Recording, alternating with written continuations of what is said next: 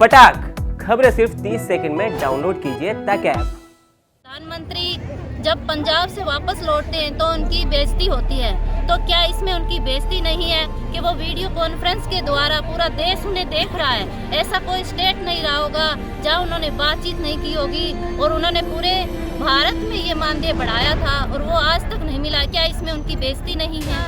देवेंद्र बबली जी जो मंत्री बने हैं उनको हमने ये मांग पत्र देने आना था और दिया है, लेकिन वो हमें देखकर यहाँ से जा चुके हैं, भाग चुके हैं। उनको पहले भी पता था कि वो मांग पत्र देने आ रहे हैं और कल से हमारे विभाग पर कर्मचारियों पर दबाव बनाया जा रहा था कि वो यहाँ टोहाना ना पहुँचे। हिटलर शाही दिखा के हिटलर शाही के रास्ते अपनाना चाहती हैं तो सरकार को ये जवाबदेही होगी। 52,000 वर्कर हेल्पर है हरियाणा के अंदर जिन्होंने वोट देके सरकार को सत्ता में बिठाया है। और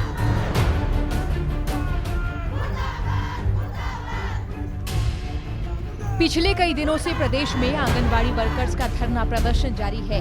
अब आंगनबाड़ी वर्कर्स अपने अपने हलके के विधायकों के आवास का घेराव कर रही हैं। वीरवार को फतेहाबाद में आंगनबाड़ी वर्कर्स ने नवनियुक्त विकास एवं पंचायत मंत्री देवेंद्र सिंह बबली के कार्यालय का घेराव किया।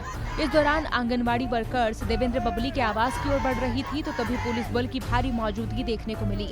यहां आंगनबाड़ी वर्कर्स और पुलिस के बीच बैरिकेड्स हटाने को लेकर धक्का मुक्की भी हुई। ये आंदोलन जो है वो 2018 में हमारी जो आंदोलन चला था, तो जो समझौता सरकार के साथ हुआ था वो सरकार ने उसका नोटिफिकेशन जारी नहीं किया है और उन्हीं मांग मुद्दों को लेकर हम दोबारा 8 तारीख से फिर हड़ताल पर बैठे हैं। मंत्री जी ने खुद कहा था, सीएम ने, कि आपको कुशल और अर्धकुशल का दर्जा दिया जाएगा, आपका मानदेय महंगाई भत्ते की तरह बढ़ाया जाएगा और हरियाणा पहला राज्य होगा जो आप ये कहोगे कि हमारे जो सीएम हैं उन्होंने बहुत अच्छा कार्य किया, आप मेरे को याद करोगे। संसद में ये बात कहकर फिर एक किस्त हमें देकर और फिर इसको बीच में बंद कर दिया गया। दूसरा हमारा था 1500 और 750 का, जो पीएम मोदी की घोषणा थी सितंबर 2018 में। उन्होंने प्रेस कॉन्फ्रेंस के द्वारा आंगनवाड़ी कार्यकर्ताओं से बातचीत करके ये घोषणा की थी कि मैं आपको एक तोहफे के रूप में दे रहा हूँ और मेरी आंगनवाड़ी जो कार्यकर्ता बहनें हैं वो एक जगमग दिवाली मनाएंगी।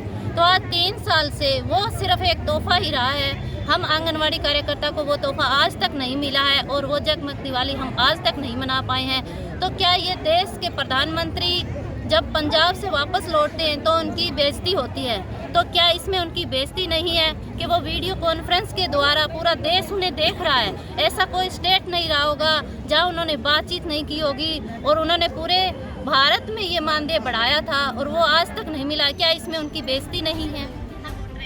तो वहीं आंगनबाड़ी वर्कर्स जब देवेंद्र बबली को अपनी मांगों के बारे में ज्ञापन देने पहुंची तो वे वहां मिले ही नहीं।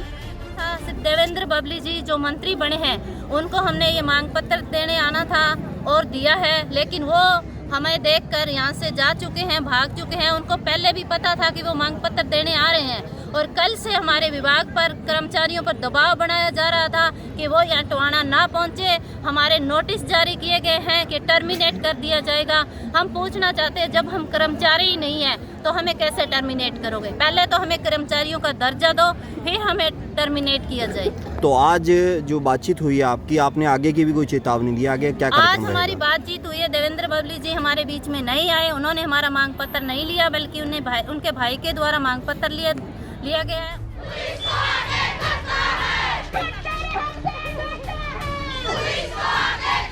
प्रदर्शन की ऐसी ही तस्वीरें कैथल में भी देखने को मिली। यहाँ भी आंगनबाड़ी वर्कर हेल्पर यूनियन की तालाबंद हड़ताल 43वें दिन जारी रही।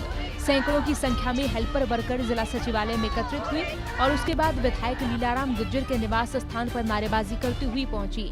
विधायक के निवास के पास जब आंगनबाड़ी वर्कर्स ने बैरिकेड्स हटाने का प्रयास किया तो पुलिस ने जोर आजमाइश करते हुए धक्का मुक्की की और बैरिकेड्स न हटाने के लिए जोर आजमाइश करते दिखे।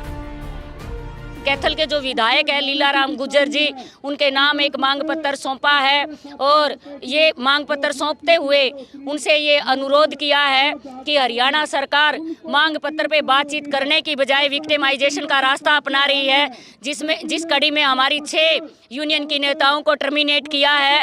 ये कोई तरीका नहीं है सरकार का। हम ये कहना चाहते हैं बातचीत के जरिए जो है समस्याओं का समाधान किया जाए।